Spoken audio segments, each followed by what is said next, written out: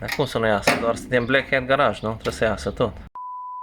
Da, și dacă tot am curățat motorul, vedeți ce urât arată partea aceasta. Hai să încercăm să vopsim și partea aceasta. Curățăm zona, izolăm tot motorul și o vopsim.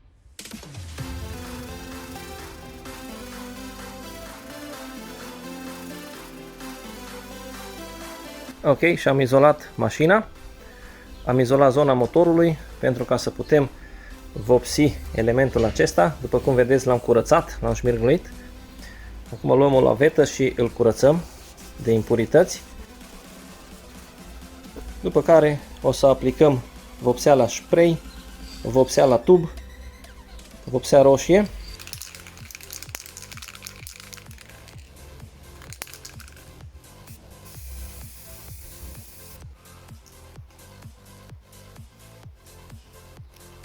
Și hai să vopsim și plasticul acesta care vine în zona ștergătoarelor.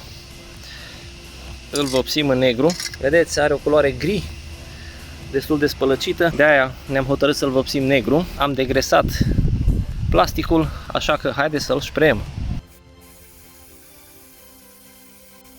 Și cam așa a ieșit și plasticul vopsit negru. Și prieteni, rezultatul final, am vopsit și elementul acela din fața motorului în roșu, așa să se vadă de lopoștă, cam așa arată. Da, să continuăm asamblarea. Și a venit vremea să punem și capota pe pisicuță.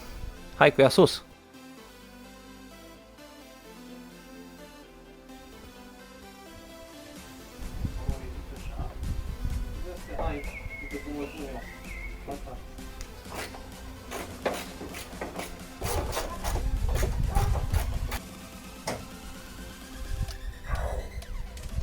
Și încercăm să prindem și închizătorile. Prindem și închizătorile pe capotă, cele care intră în locașurile acestea.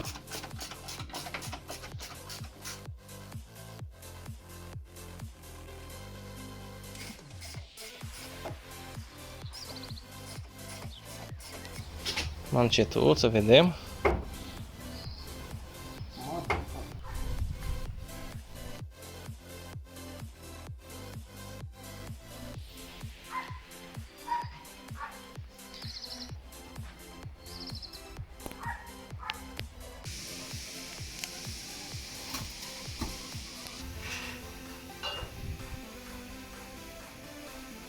Da, prieteni, și am ridicat mașina sus pentru că a venit vremea să ne ocupăm și de aripile acestea.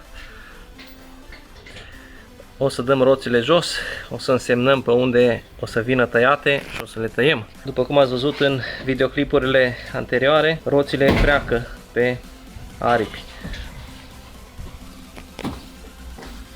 Bun, și am luat roata din stânga jos. Hai să o luăm și pe cea din dreapta.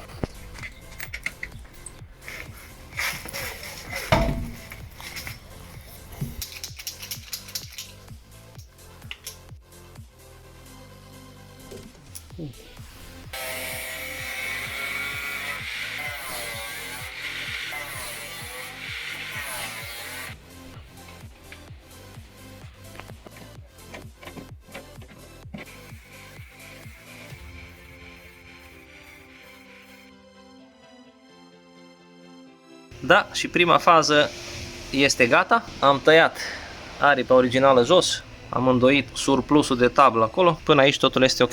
Hai să trecem să tăiem și la roata cealaltă.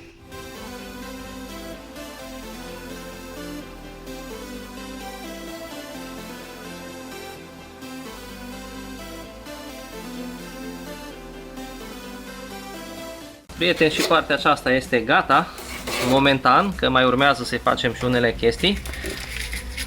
Da, hai să punem sus roțile să vedem cum se așează.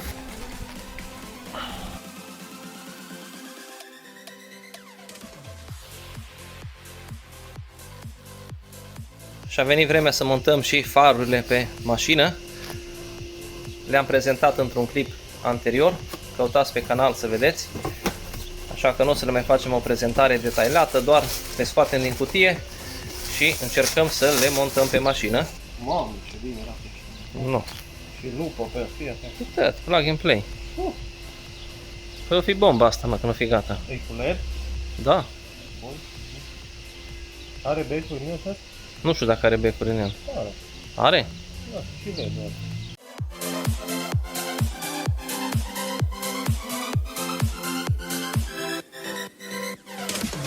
Mamă, ce bine arată. Super. Da, și încercăm să montăm primul far pe mașină. Ia să vedem ce o ieși. Sper să mai găsim șuruburile de prindere, că la noi în garaj e dezastru. Da, sperăm să fie totul ok. Cam așa arată. Superb.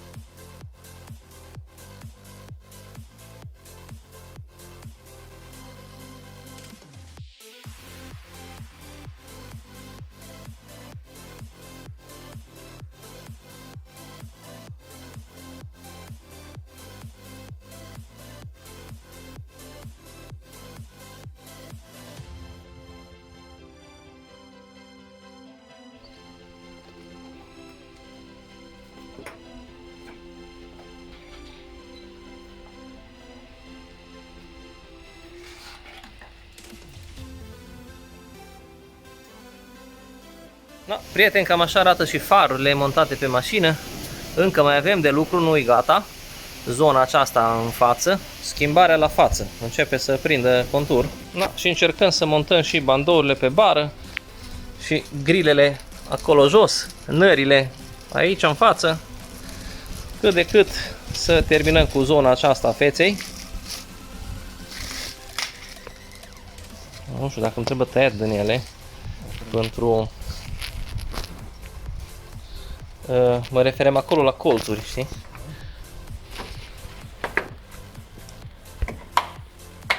Oh, ce faine. Bun.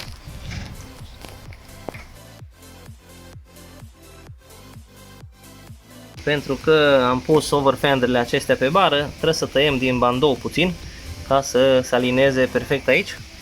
Hai să însemnăm și să tăiem.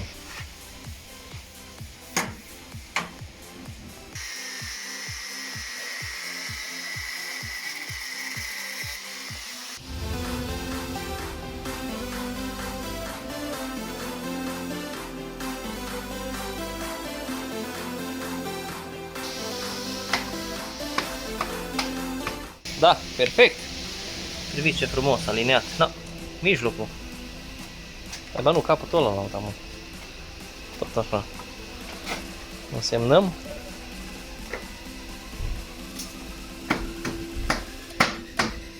Îți dau markerelul.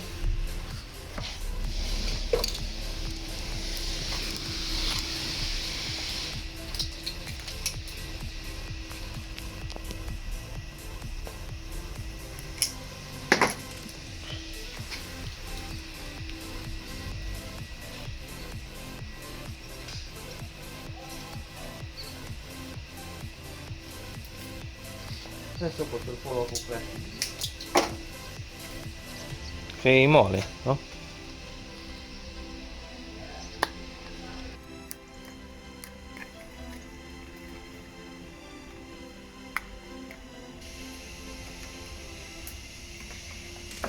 È lungo.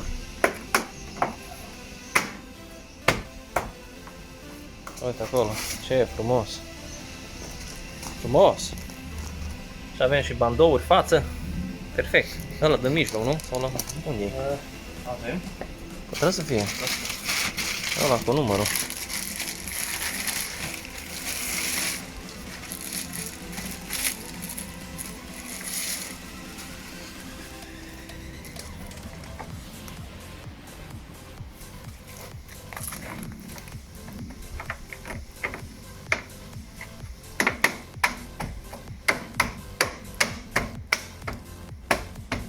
Ce frumos! Grila mare de jos. Hai să vedem și grila.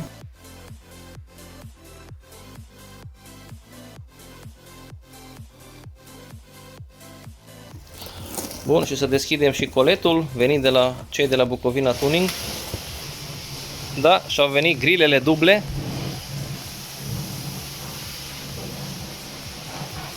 Să completeze aspectul mai agresiv al feței.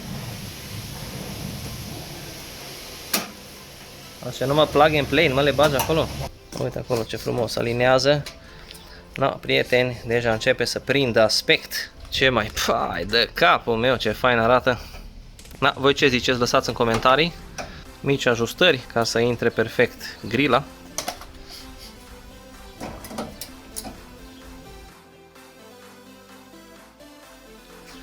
Bun, și-am pus și grilele. Cam așa arată. Hai să lăsăm mașina jos, să vedem cum se alinează și roțile și tot. Mai avem proiectoarele de ceață acolo jos să le punem, încă n-au venit de la curier, le așteptăm să vină și alea și atunci fața este gata. Dar hai să lăsăm mașina jos.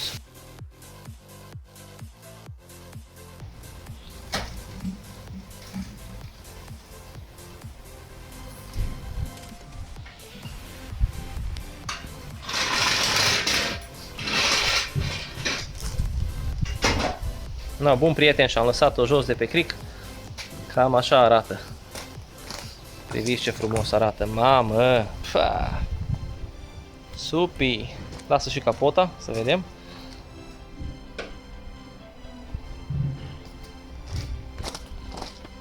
Fii atent. Hai de capul meu. Cum arată, frate? Na, ce părere aveți? Cam așa arată până în acest moment mașina. Mai trebuie să facem unele reglaje. Vedeți, avem o distanță cam mare aici între capotă și trager. Cam așa arată cu farurile noi, grilele duble. După cum ziceam, mai trebuie să ajungă proiectoarele de ceață și fața este gata. Da, și lipsește emblema BMW de acolo de pe capotă. Hai să vedem și la roți. Vedeți, nu mai atinge roata. Hai să vedem și pe partea cealaltă.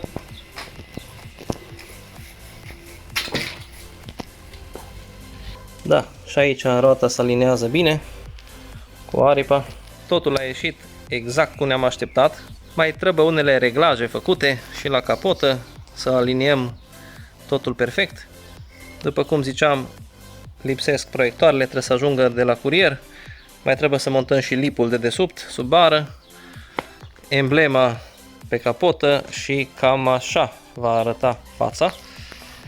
Din păcate nu am putut să facem probă la faruri pentru că nu avem baterie, am pus-o la încărcat și când o să avem bateria full încărcată full, atunci o să facem probă și la faruri. Da, cam ne putem face o idee cum arată. Cam atât și pentru astăzi cu montarea farurilor, a grilelor. Nu uitați să vă porniți notificările, să fiți la curent cu tot ceea ce postăm. Pe noi ne găsiți și pe Facebook, Instagram, TikTok, aveți totul în descriere. Până data viitoare, noi vă salutăm. Numai bine, pa, pa!